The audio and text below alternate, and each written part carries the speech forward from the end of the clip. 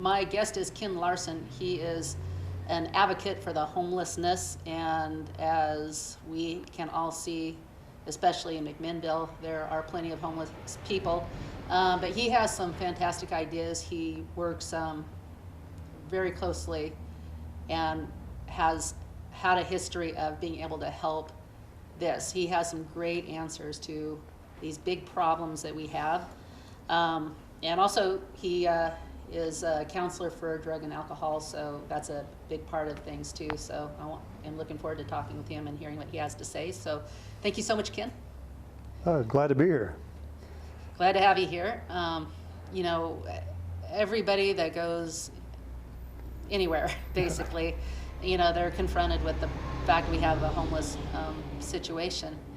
And you gave me some points here that are excellent. It really addresses everything I've thought of, but we haven't gotten into detail. But I want to start out with just you sharing a little bit about yourself and what got you involved in this. Yes, well, again, my name's Ken Larsen. I grew up in an alcoholic house and actually was an addict for about 34 years, on and off the streets, in and out of prison, in and out of jail. Lived a pretty tough life, and I had an experience with the Lord. Found me on the streets about 14 years ago. And I have been on fire to give back and to make a difference in every single community I've ever worked in, ever lived in, since I got off the streets 14 years ago. Met you on the streets there? He found me digging in dumpsters, yes. I was addicted to meth. Can you tell me what happened? Yeah, I was addicted to meth. I had a wife and kids at home. This is in New Mexico. That had a missing persons out on me. My mother had a missing persons out on me, and I just a serious set of circumstances. Living in Phoenix, Arizona, where the drugs were cheap because it's right on the Mexican border. I was a truck driver at the time, and I used to pass through the area, so I knew all the meth dealers. And I got terribly addicted to the drug, and it basically, when you're on the stuff, family, all that stuff goes secondary, including my teeth and everything else rotted out of my face. Is that right? Yeah. Are those? These are fake. Fake. Yeah, Okay. yeah. I like to take them out every now and then when I would speak in front of children and show them what the ravages of methamphetamine. So it's one of the gifts the Lord's given me since. Yeah. I'm fixing to get another set here pretty soon, get some more work done. Fantastic but anyway, way to look at that. Yeah, heck yeah. And I'm not afraid to talk about any of it. It's a sick drug, but anyway, I got off the streets. A young man shared Christ with me in a rehab in Glenwood Springs, Colorado. I was an angry, hateful man of about 45 years old. And he kept inviting me to his Bible study when I'd get up in the morning at 5:30. His name was Jason. I'll never forget him. He did this for about 3 months, and I'd sort of push him out of the way and call him as many cuss words as I could. I didn't want to believe in this God he was talking about and how this Jesus Christ was going to help me change my attitude. Well, finally, after about 3 months of him listening to me, I finally gave in, went to his Bible study, and he shared some scriptures with me. And I don't even remember what they were, but I know there's some hope in what he shared with me. And he hugged me, and we cried, and I went to his church a week later. The pastor there came to the rehab. I shared my story with him and about the pornography and all the other things that go along with meth addiction, and the terrible things that did to my family and wife and kids, and just the desperation of being a drug addict. And I gave my life to Christ right then and there 14 years ago, and I've been on fire ever since to come up with ways. I've opened a couple men's recovery homes, a small shelter in Alamogordo, New Mexico, and just love helping people on the streets. And the greatest thing we can do for a person on the streets is to help them make a decision. For Christ? Make a decision to get off the streets. To get off the streets, okay. Yeah, I don't ever cram Christ down nobody's throat. Yeah. I always give them opportunity to ask me what happened to me, and then I can share my story with them. Yeah. And a pair of socks does that. You hand somebody a brand new pair of socks, and you listen to them first, and then they'll ask you, well, what happened to you? So I have a little experience, but went to the LA Dream Center for a week. Love the Dream Center. Yeah. Yes. And their philosophy was always give somebody something, what they want, what they need. You know, so prostitutes, they would go and give them a rose and let them know you're beautiful. You know. and you know, they're not proselytizing unless it comes up, which it Mm-hmm. mostly does. But what you're saying is maybe buy some socks. If people want to be, you know, help out, just Right. buy some socks, put it in the back of your car, and Yeah. when you see someone homeless, give them a pair of socks. Yeah. And I got and them in my engage 'em. car right across the street right You have there. some in your car? I have knitted hats from my small group at church. The ladies knit hats, and I've got good. a stack of brand new socks in my trunk at all times. All right. Yeah. Hey, by the way, if you like to knit, you have knitted hats, you have knitted gloves, anything. I mean, you can give it to him, yeah, but we also need him here too. Yes, I'll bring him here. I'll yeah, bring him here. bring him here, bring him here. Heck and then yeah. I'll divvy him out to Ken as well. So, yeah, if you need a purpose in life and you like to sew, knit, there you go. We Yeah. need Heck help. yes. Yep, Right heck here. yes. So, what part we were talking about the listening. The greatest gift we can give each other is a gift of listening. And to hand somebody a pair of socks and sit down on the ground with them and not look down at them, actually get on the ground and get dirty with them and go to their level and sit and listen to their stories. It's helped me to become the man I am today. I believe in servant leadership, and that's what I also learned out of the Bible, but I also learned it as helping another person. And I've got some ideas of how the mistakes we're making right now in our legislature as far as statewide and across America, some of the things I'm seeing. Sometimes you just, you walk along and you see people. I mean, you know, you see people holding signs all day long, you know, like I need food, things like that. Right.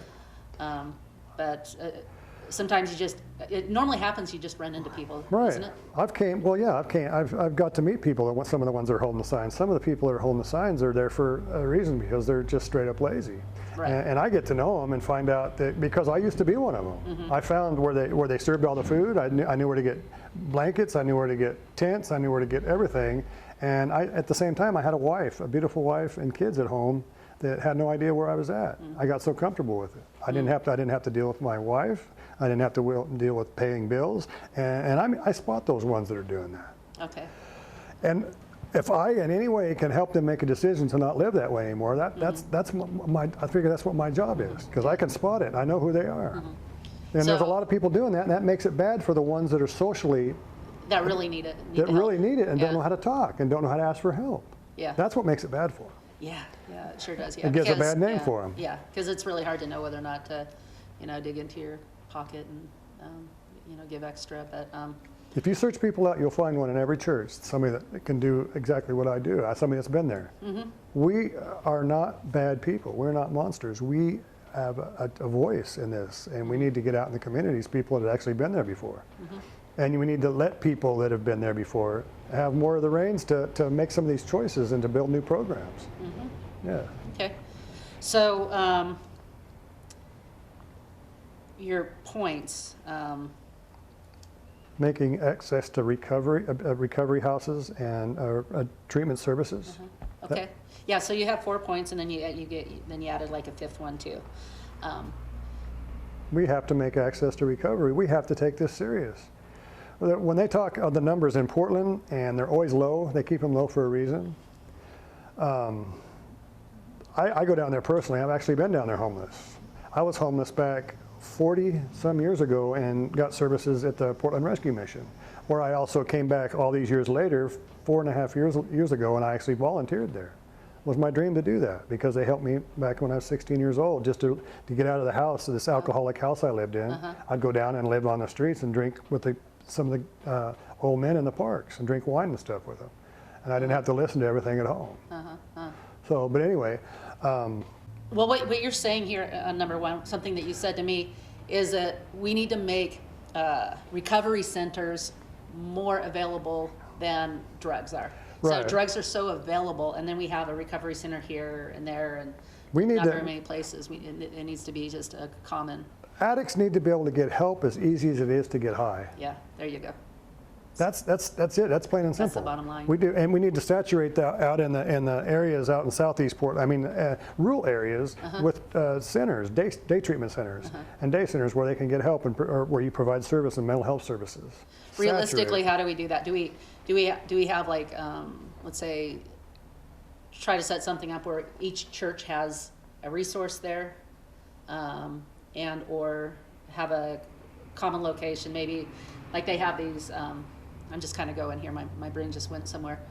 They have those taco, little trailer things, stands or whatever, Right. where you can get food Right. and everything. Right. It seems like if there were some, that would be an inexpensive way Right. to, It set is. something up Yeah.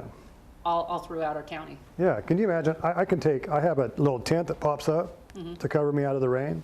I have a Brunson burner that you use for boiling turkeys during Thanksgiving, and with a great big tall thing, I put chili in it. I make homemade chili. It's a real tall one. I put it on there, start the propane burner, and I fed, the last time I did it in Portland, I fed 85 people in less than 45 minutes, and I pack up and I get out of there before somebody cites me with a ticket, because that's what they'll do. Really? Yeah, I do that. Wow. Yeah. They'll give you a ticket for helping out? They'll give you a ticket for helping out, because you talked about the food carts and that kind of stuff. They're the ones that'll start talking about us doing that. And they've made homelessness, they criminalized being homeless. Not just here in Portland, not in just this area, across America. Makes me sick. I'm willing to go to jail to help a homeless person, I'm telling you what. And to hand out socks and give warmers, hand warmers. I like doing it during the rain, because that's when they don't think anybody's going to come out. And you know what? The truth is, not many people come out during the rain and do that. It rains a lot here. I love Oregon. Wow. Also love all the people that live here, not just a few. Right. Yeah, and I'm not really sure who's more mentally ill, somebody that can walk over a person on the street and not bother them in one bit. Like all the people in Portland just step over these people like it's not even, they don't even exist. Invisible people. Yep. People created by God that wound up in bad situations, Exactly. maybe by choice, but a lot of times it's childhood abuse or whatever. Exactly. That need to be in a facility, most of them. Yeah. Yeah. So, wow, that's making this more available than getting high. So that's great. Right. So the number 2, provide mental health facilities. Yes, we need to open back the facilities up that they closed in the 90s, all the way up to just recently. Open the facilities back up and help the acutely, the people that need acute treatment. Yeah. What's usually the big problem that you see? Is it addiction, or is it mental illness people, or is it kind of like a lot of mental illness people that wind up on the streets probably get into addiction? So Exactly. It's probably a crossover. Well, it's being duly diagnosed. You've got to treat both to get the addict the help they need. Yeah. So on the streets, if we were going to, let's say, address one problem first, would it be the addiction? Housing, get them, treat their mental illness and everything after you house them. They deserve a place to sleep, a safe place to be. Okay. And a safe place for women and children and men. Okay, well, and that's number 4 point. Yeah. I'd say housing first. I'm always a housing first guy. Get them a safe place to be. So the normal thing that you've probably heard, and I'll just kind of give it back, probably something you've heard a million times, Sure. is okay, we give them housing, and then they're just getting high, coming there with the on drugs. What do you do with that? That's what we know how to do best. Why criminalize more of their life and take that away from them and put them back on the squirrel cage and back out on the streets? So what happens if they use the housing as just a place to lay their head, and then they're off doing it again? And what do you do it until it works, or provide them, open these facilities back up to where they can be get the help they need. So state funded. So okay, so if you were going to advocate for housing, and I mean, okay, how would that look? Housing first. Yeah, if you did that housing first, how would that look? A sliding scale of what they and what they make per month. A lot of people make Social Security and still can't pay their bills. A good portion of them. A lot of the guys that I'm helping, there's a few of them right now that make anywhere from $700 to $1,100 and can't find a place, or they're on these long lists. Well, you know what you're going to do when you're on all these long lists.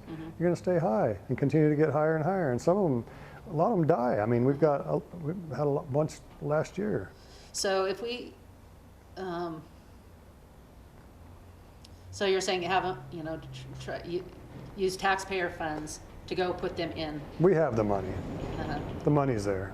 Okay. Yeah. Well, and that's where you get a lot of difference between, like, so right now, you know, that's kind of a Democrat thing versus Republican. Exactly. Republican would It's say, definitely. hey, yeah, and I know you're conservative Christian and everything like that. Proud but, of it. Yeah. Do flag waves all over the state. Love Right. it. I'm proud of who I am. Right. Yeah. But this is crossing over to where, so if you give somebody, if you enable, we were talking about this before the show, if we enable somebody, they have everything they need, they have food, and they have a warm place to sleep, why are they not just going to keep getting high and take advantage of the system? Because eventually they'll weed themselves out. How do they?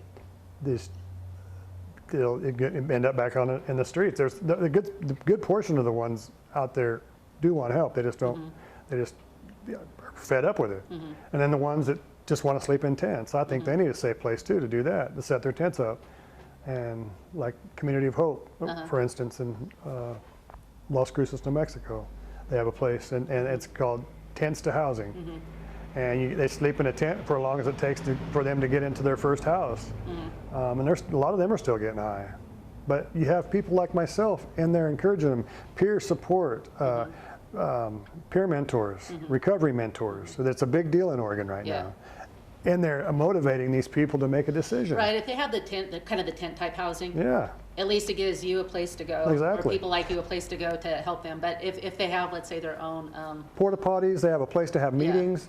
If you provide these services, it changes a person. It changed me. right, I'm speaking from experience. I was one of the ones that didn't want help from nobody. I didn't believe in God, and I didn't think none of this stuff I'm doing right now would work. And people didn't give up on me. right, Yeah. and somebody came. Yeah. If you have recovery mentors and peer support specialists and all those people just wrapping themselves around these people, the ones that you're talking about, the ones that hold the signs and don't want no help, a good portion of them are going to make a decision eventually if you don't give up on them. Yeah, and a few of them, of course, are going to fall through the cracks. That's going to happen no matter what we do. Right. Yeah. Yeah, because some people just want to choose that direction. But That's a small percentage, though. That's a very small percentage compared to the ones, if you put them in the right environment, or that are going to make a choice. right. They will. Yeah. No. Okay. So the right environment. Again, I'm kind of trying to get my head around. You know, I had a single parent mom, and she worked hard, tried hard, and stuff like that. But I was around certain types of lifestyles. Yeah. And if you give somebody a home, affordable housing, and you know it's affordable for them, Yeah. fantastic. But Yeah. if they're doing drugs, you're saying that if there's a location, Yeah. they'll Right. if there's a location Right. like a big tent, Right. and Right. they Someplace have to that get porta help. potty and things Yeah. like that, Yeah. then people like you know where to find them. You Well- can go find them. You can kind of talk with them and try Exactly. to get the help. But if they have their own, pretty nice house or whatever, taxpayer funded, largely, Yeah. then Well, we need more recovery don't need- services. right. No, and I get that one. Yeah. When they act out and they get high, or give them an opportunity to get into a facility. The ones in this area right now are so overburdened and understaffed, totally overburdened and understaffed. We need more services. Yeah. And this is where that starts right here. And taking it out conversation about it. Yeah. Exactly, and taking it out into the community as a whole, and getting the church involved, and the people in the church, Yeah. which are our friends. Your point 3, unite the church. Unite the church and do what we're called to do, and what the 501(c) was meant for, helping people. Yeah. Yeah. And you and I, we're not a big 501c3 plan No. because we just want that. We just want the church to be able to do the church and not have to even have any consideration for the government We are whatsoever. the solution. Thank Yeah. you for saying that. We are the solution. Yeah. We are, but in the situation right now, that's probably not feasible. It would take a little bit from both, probably. But I'm a staunch believer in. I go out and do my little part. And can you imagine if you get a bunch of people together doing that? Yeah. And opening places and in some of the vacant buildings and the properties that I see in Newburgh, the properties I see in Yamhill, and some of the city council meetings I've sat in with the mayor himself, and the way people see the problem, it's just something up with that. There's something really, really wrong. One person in this community of Lafayette or Newburgh or Mac is one person's too much as far as I'm concerned. Go ahead. Right. Yeah. No. Okay. So, taking our county as an example, and you pretty much listed the points. where could we start? If you had a dozen people call you and say, I saw this, I'm ready to help, what do we do now? I'd get a property and start building from there. I'd get a property and start, have it built to where you could serve women and children, families, and a part of it. I did this in New Mexico, is the only reason I'm talking about it. I got tired of a community in New Mexico provided me with an old boys home, and we got the help of a Air Force base, people that wanted to volunteer and help us remodel it and stuff, and we had all this stuff working great through the city in New Mexico. And one person on the city council found out that we might draw people from other counties in the state, which is that's the idea. We want to draw people to the services. It doesn't matter statewide. Even if that happened in Newbury, we want to help people. It doesn't matter where they're from. Right. The idea is helping people. Right. One person found out that we might draw from other counties, and they shut the whole thing down after 2 years of really hard work. Wow. Now, if we do, we could do something like that here if we get all the people more conservatives. That seems to be what makes the big difference right now. To stand up and not be afraid, take their cities and towns back, and make a difference, and get a property going, get somebody that has property, and divide it up. Law enforcement, after I got tired and I just got a property. This lady that is a drug and alcohol counselor now, she's a master's. She went to, before she got her master's, she went to the state of, New Mexico State University, and she let me have her house, said do it, because she loves me. And let me have her house, took all of her furniture out of it and said do what you want to with it. I helped a whole bunch of people make a decision to get off the streets. I helped them, and I let them come in and got them to meetings and stuff like this. I used her 3-bedroom house, put my own furniture in it, and helped a whole bunch of people. In just 1 year, I proved to myself. Wow. This is with no big insurance bills and all this kind of stuff, because I got tired of the red tape. So, right, so you were able I'm not saying that's what we would do, but I did that because I just was irritated with all the red tape of trying to help the people that were sleeping on the streets of this town. Right. So did you open up the house for people to sleep there? Yes. And then if they came in high on meth or whatever, would you still let them in? They were asked to leave. They have to leave. Yeah. Okay. Yeah. Okay. That's kind of where I'm getting at. But me being in recovery, I had options for him. I had 3 different step houses right there in that area. I'd make a phone call and say, hey, this guy, he's high. So you were the resource, but you also exactly one person, one man. One person. Wow. Yeah, bring it all together. We can make a difference. I'm telling you, it just takes one person. But you have to have the resources when they're ready. Right. Yeah. You just don't go, well, hey, I'm going to pray for you. I'm going to pray for you. Yeah. And you say a prayer for them, you leave and don't ever come back. That's not what you do. Yeah, no, you come alongside of them and you help them recover. Right. Yep. Yeah. That's what Jesus did. He spent time with them. them. That's right. Yes. Wow. Okay. So if you have a house and you're on the main road and property, and you want to do something, give Ken a call. Heck yeah. He'll help you get going in this. So make sure it's safe for the family. Heck yeah. And all that stuff. So yeah. Okay. Wow. You have some solutions for a really big problem we have around here. I hope people are watching. I hope they pay attention, and I hope something happens. Can I give my number? Yeah. The number I'm going to have on the board, and so yeah. Good. Okay, well, thank you so much. Yeah. All right. God bless. Thank you so much. Bless you. All right. Bye-bye. Bye. Thanks for tuning in, and give me a call. Have a good week.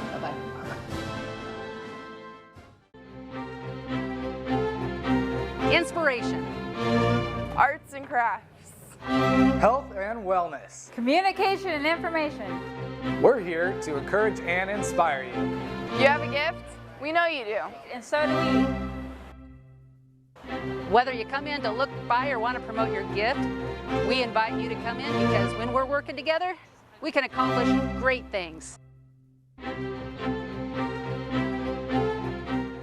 the generation, the world is where we come. One love, together we can make it. Let's join our hands together as we share with one another. Black or white, together we can make it. Come to the celebration as we bring our love together.